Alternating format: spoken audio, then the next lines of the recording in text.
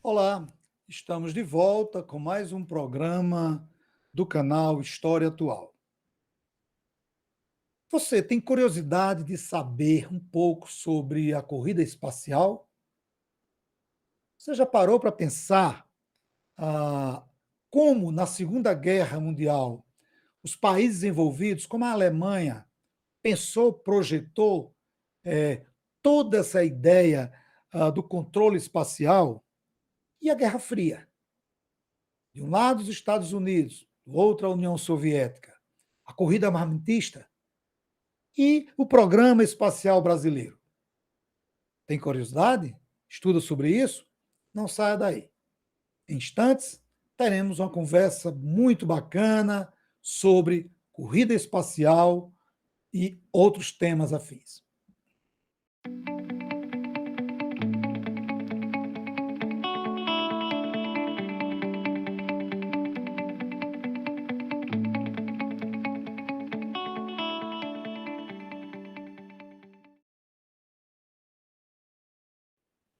No programa de hoje, nós iremos conversar sobre a corrida espacial, o programa espacial da Alemanha nazista, a Guerra Fria e o programa espacial brasileiro. A entrevista é com o engenheiro espacial Dr. Francisco Carlos de Amorim III. Terceiro, é graduado em engenharia de computação, mestre e doutor em engenharia e tecnologias espaciais, mecânica espacial e controle pelo Instituto Nacional de Pesquisas Espaciais, INPE. Terceiro, trabalhou na empresa Mectron, onde colaborou no desenvolvimento de diversos sistemas aeroespaciais. Ingressou como engenheiro de desenvolvimento de sistemas de software aviônicos, passou a engenheiro de sistemas aviônicos, foi diretor da divisão de sistemas embarcados, atuou como líder técnico do Programa de Desenvolvimento de Armamentos Submarinos e atualmente trabalha na Alemanha como gerente de produtos da Atlas Eletrônica. Em sua tese, cujo título foi Um método automático para desenvolver arquiteturas funcionais e físicas de sistemas de controle por otimização multi-objeto, baseados em modelos e métricas sistêmicas. Essa foi a tese de terceiro. Dentre a sua vasta produção, entre livros e artigos, nós destacamos um: Automatic Generation, Migration and Test of Real-Time Code to an Embedded Control, publicado e apresentado no Congresso SAI Brasil 2008, um congresso e exposição internacionais de tecnologia da mobilidade. É com muita satisfação que nós recebemos terceiro, assim como costumava chamá-lo, e uma maravilha revê-lo. Ele que foi meu aluno e hoje a gente compartilhar com esse papo sobre essa área de conhecimento dele.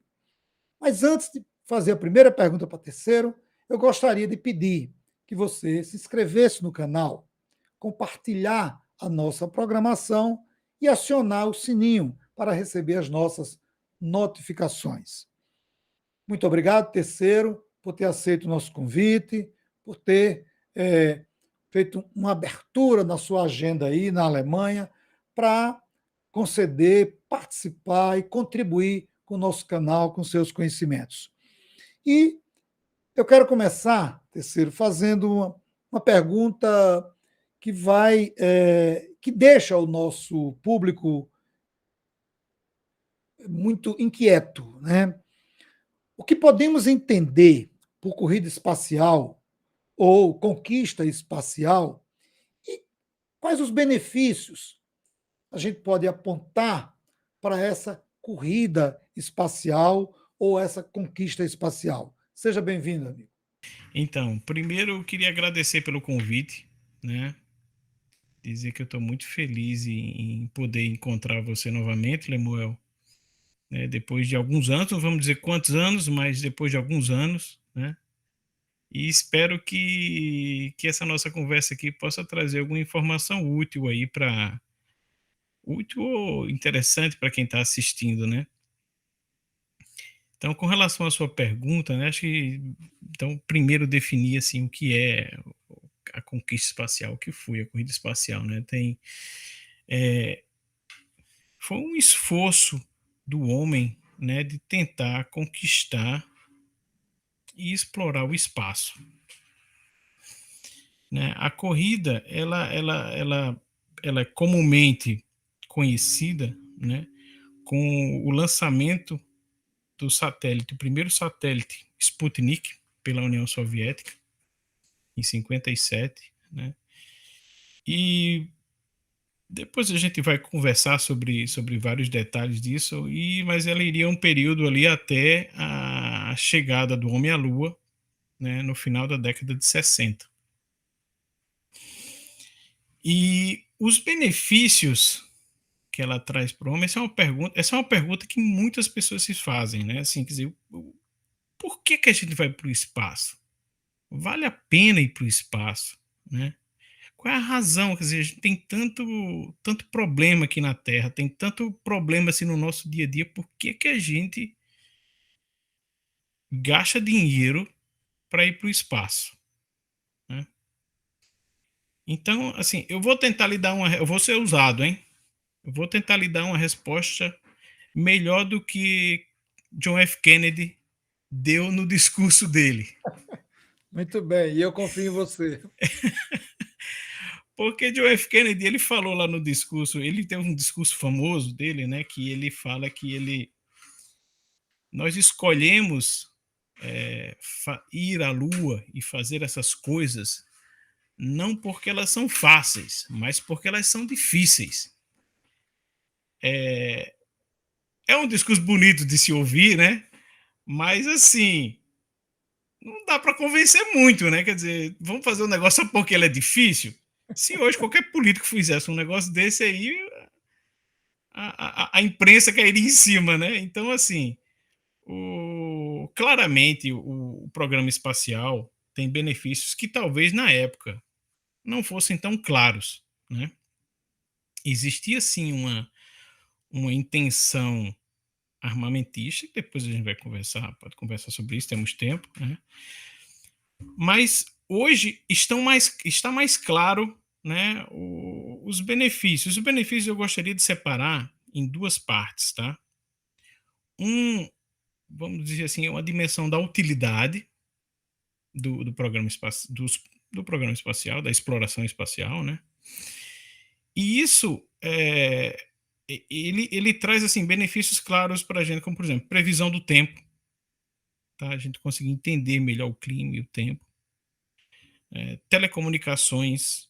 Hoje, grande parte das nossas comunicações, talvez isso que a gente está conversando aqui, esteja sendo trafegado através de um satélite de telecomunicações, né? Televisão, cada um. Hoje nem tanto, né? Hoje tem muito com internet. Volta para telecomunicações. Mas antenas parabólicas que a gente tinha em casa, era televisão, era transmitido via satélite, né? GPS, que hoje é usado, você tem no seu celular e nem se dá conta, né? É uma tecnologia também do espaço. Toda a parte de monitoramento da Terra. Então, hoje a gente tem aqui no Brasil uma parte relevante do programa espacial, que é monitoramento de queimadas, né? Monitoramento da vegetação. Isso também é tecnologia, resultado da tecnologia espacial, né? Defesa, quer dizer, é importante também a gente falar de defesa, né?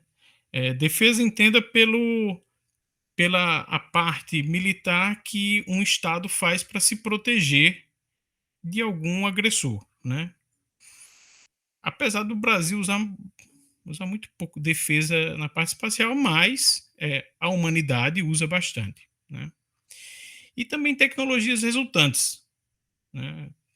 Infinitas tecnologias que foram infinitas não, exagero, né? Mas inúmeras tecnologias que foram resultados da exploração espacial, né?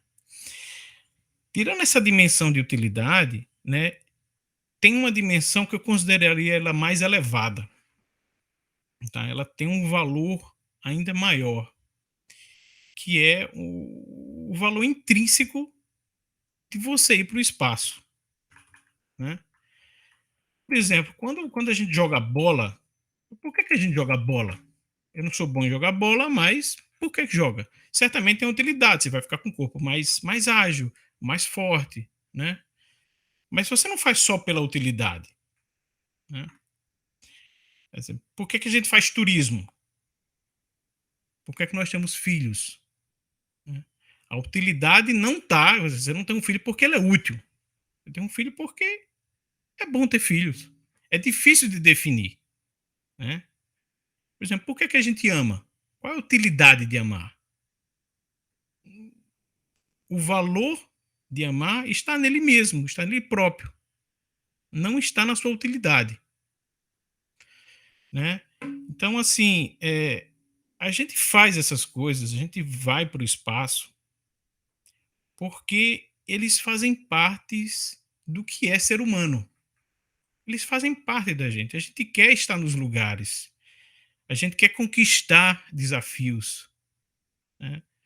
A gente quer entender o universo que a gente está, né? De alguma forma, isso nos eleva e nos torna mais felizes e mais humanos. Então, assim, o valor maior dele está realmente no fato de que a gente quer estar lá e que a gente faz disso uma parte da jornada humana, né? Então, a gente só queria concluir um pouco essa pergunta, né? A gente olha para essas coisas, para a área de ver um veículo voando, né? Um foguete, um satélite, uma nave. Agora tá saindo bastante aí da SpaceX, né? E a gente vê esses objetos, muitas vezes veem isso só como objetos, né? Um objeto inanimado, não tão inanimado, porque ele está se mexendo, mas assim, um objeto sem alma, né? Mas assim, esses objetos, eles são resultados de um empreendimento humano. Eles são resultados da imaginação, da engenhosidade, né? Eles são produtos de sonhos de pessoas, de suor e muitas vezes de sangue também.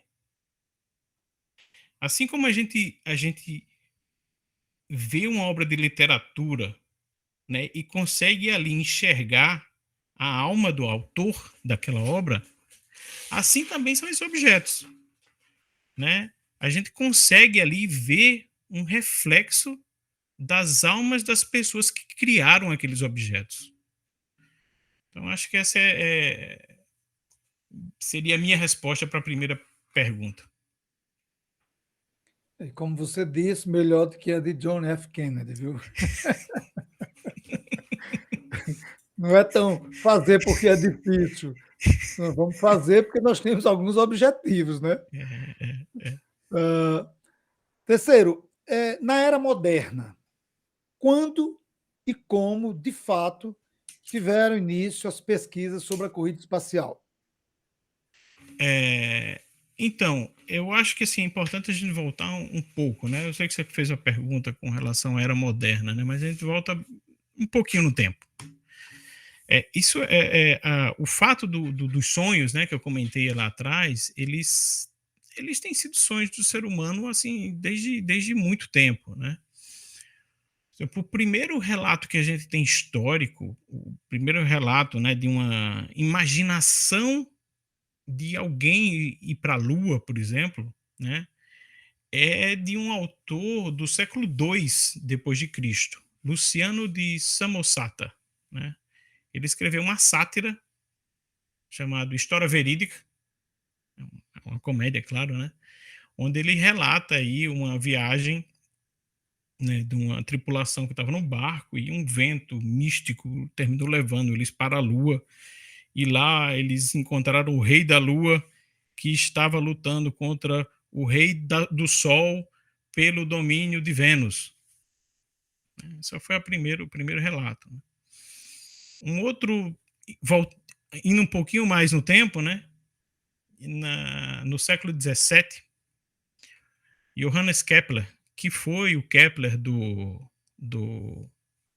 das 3 leis do movimento, né, planetário, ele escreveu também um romance chamado Somnium, que a tradução é O Sonho, onde ele relata que ele teve um sonho, né, e ele era um menino, e a mãe dele era uma bruxa, e ele terminou entrando num barco e ele foi para uma ilha perdida, e nessa ilha seres divinos, alguns dizem que são mais divinos, outros, a palavra que ele usou não era bem clara, né?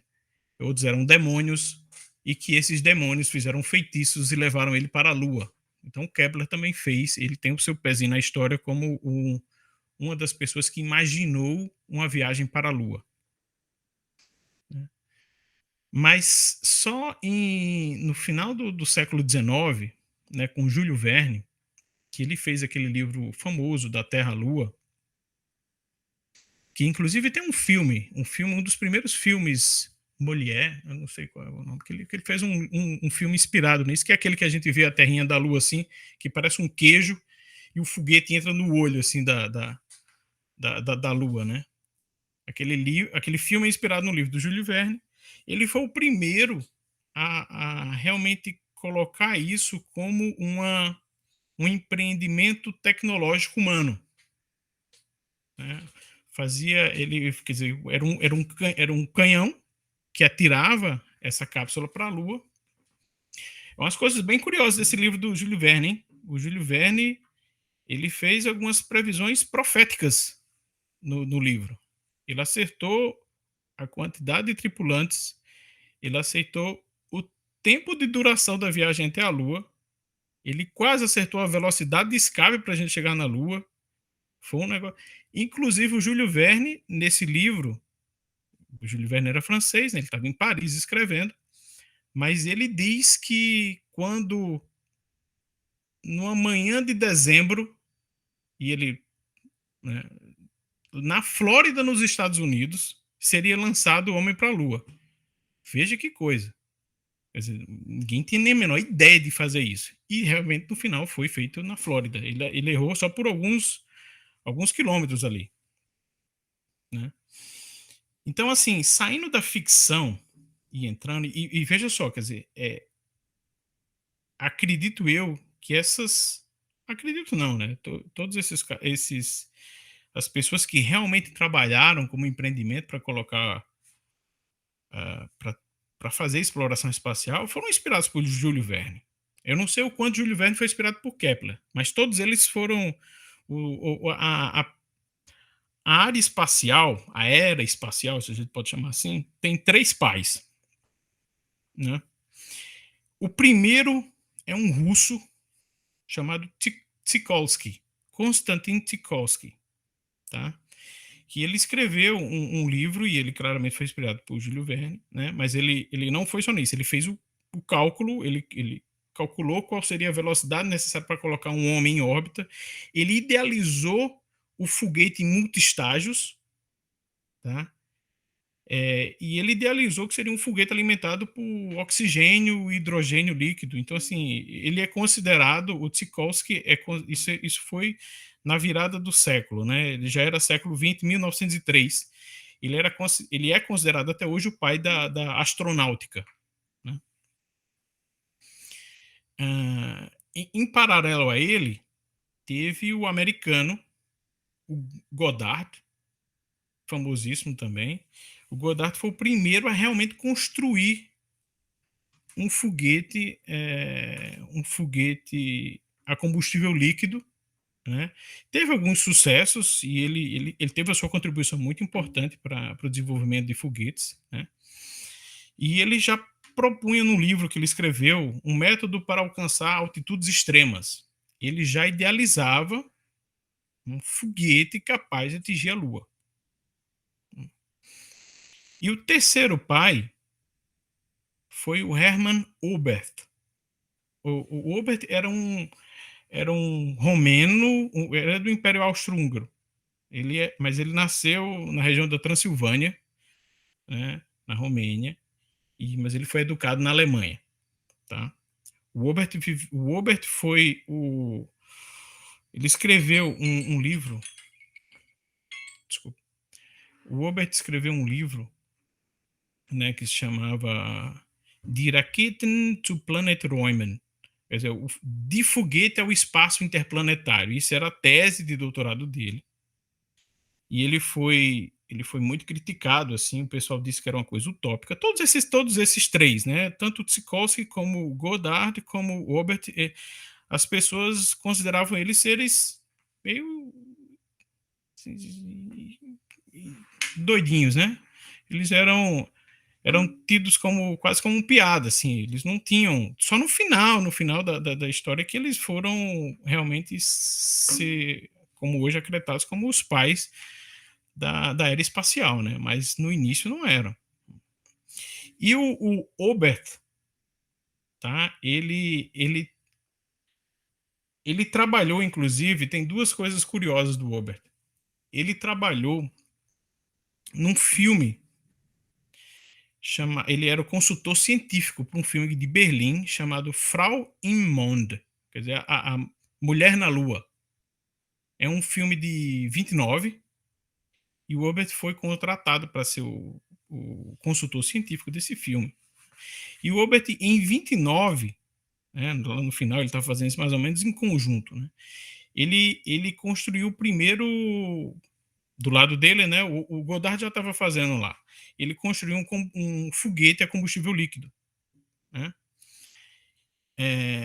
E nesse experimento ele teve uma ajuda de um jovem de 18 anos, chamava Werner, né? Que depois vai ser muito importante para a era espacial. Então, assim, eu colocaria que esses são os três pilares, essas três pessoas são os três pilares da era espacial.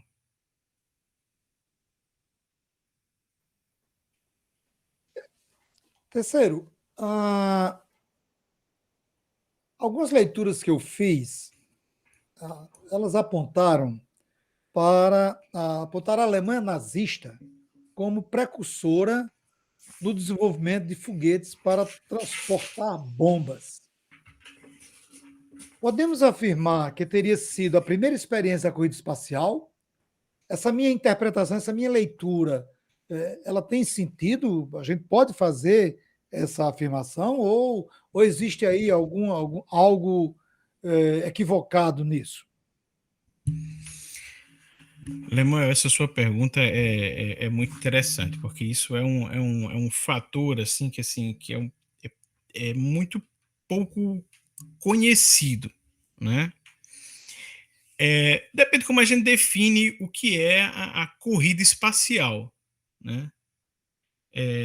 Como a gente falou, nos livros eles são definidos como Sputnik, né? Mas isso só seria possível se dado a existência de um grupo na Alemanha nazista, tá? Inclusive com algumas conquistas que depois futuramente seriam entendidas como, por exemplo, o primeiro objeto humano a ser colocado a chegar ao espaço. Isso foi feito, isso já era uma conquista nazista, mas assim, na época as pessoas não entendiam isso, tá? Depois eu posso falar um pouco sobre isso, né? Mas assim, para a gente entender um pouco essa parte do que é que foi feito no nazismo, né? Eu acho que assim é fundamental a gente falar de uma pessoa. Lembra que a gente falou na pergunta anterior, né? Sobre o Hermann Oberth. Ele teve um cara que ajudou ele no projeto do primeiro foguete dele, né? Foi feito em laboratório, era em laboratório, tá? O foguete do Oberth, esse primeiro, era uma bancada. Laboratório, teve um cara que ajudou ele lá. É um cara que ele já... Só o nome do cara já é uma coisa assim que você já... Né? Ele nasceu com o nome de Werner Magnus Maximilian Freiherr von Braun. Olha o nome do cara, hein? O Freiherr é tipo um título de nobreza do Império do Sacro Império Romano Germânico, né? Freiherr é como se fosse um barão, tá? A família dele tinha esse título. Então ele era de uma família aristocrática e assim, ele ajudou o começo da história dele, né? Tem alguns detalhes de quando ele era criança e tal, mas assim, o que deve ter inspirado ele muito foi que ele ganhou um telescópio quando ele era criança, da mãe, né? Eu ainda não cheguei a fundo, mas esse cara é a gente vai ver aí, ele tem um papel importantíssimo, né?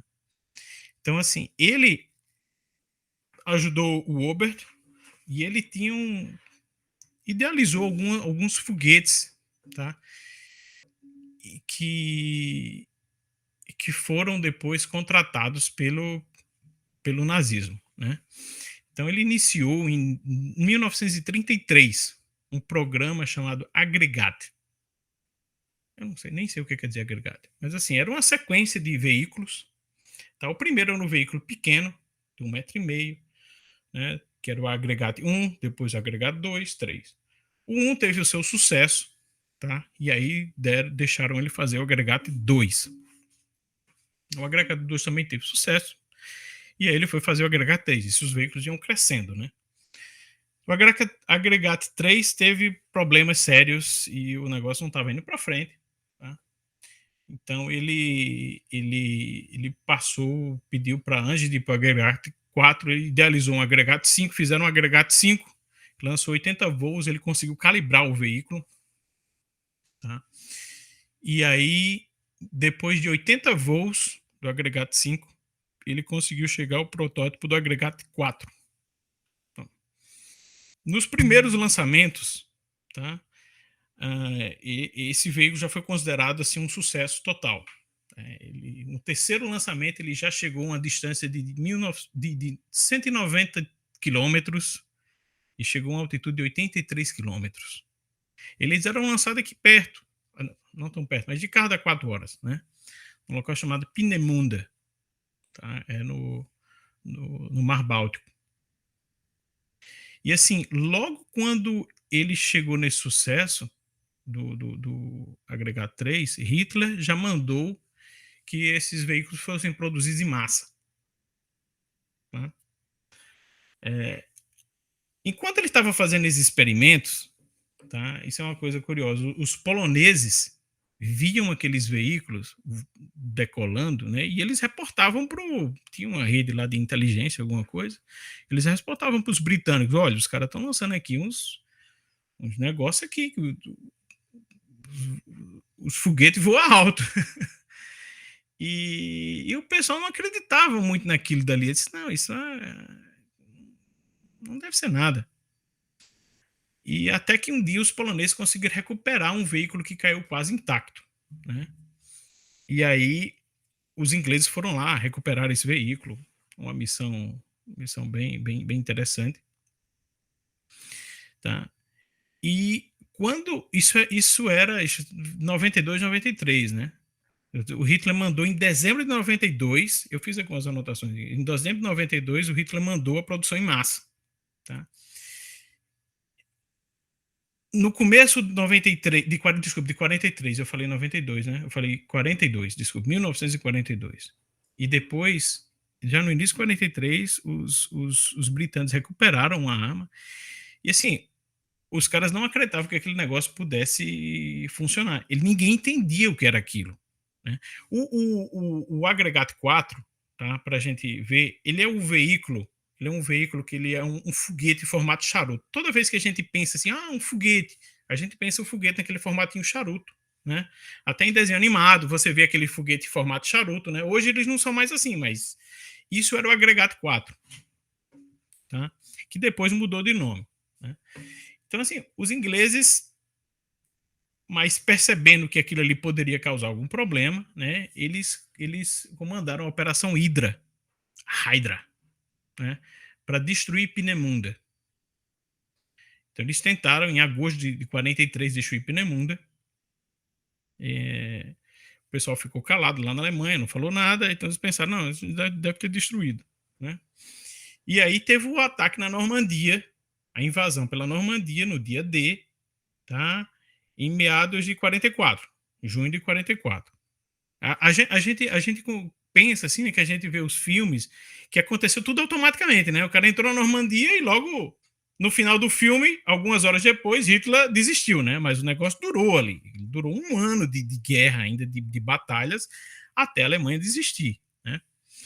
E aí foi nesse interim que Hitler ordenou o disparo das Agregat 4. As Agregat 4, então, a máquina de propaganda de Hitler, né, passou a chamá-la de arma de vingança. Tinha duas armas de vingança, tinha a V1 e a V2. E depois tinha a V3 também. Era o que o Hitler chamava das suas super armas, Wunderwaffen, né? Então ele estava criando aí um conjunto de super armas que queria dar o poder para o Terceiro Reich de dominar o mundo, né?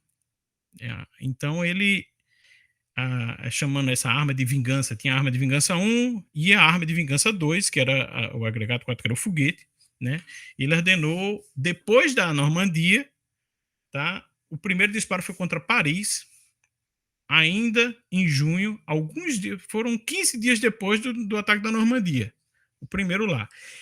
E entre o, o, o, a invasão na Normandia, né, e o final da guerra, foram lançadas mais de 3.000 foguetes contra alvos na França, na Bélgica, na Inglaterra, né?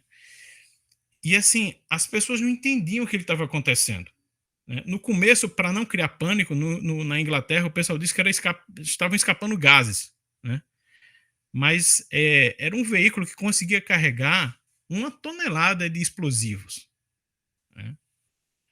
E os engenheiros e cientistas da época, ele tinha alguns até que achavam que era tecnologia alienígena. Tanto era o avanço tecnológico que o grupo do Von Braun foi capaz de realizar, né?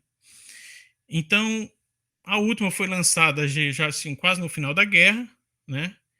E aí a Alemanha se rendeu em setembro de 45.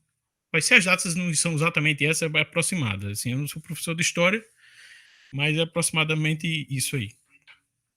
E aí, depois, esse grupo foi desfeito, né, no final da guerra.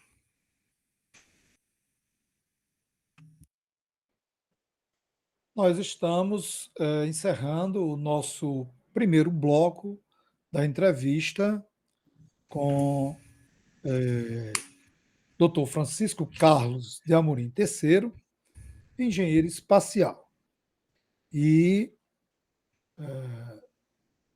não esquecendo, você que está nos assistindo, de se inscrever no canal, compartilhar a nossa programação e acionar o sininho. Todos os domingos, terça e quinta-feira, às 18 horas, vai ao ar o programa História Atual.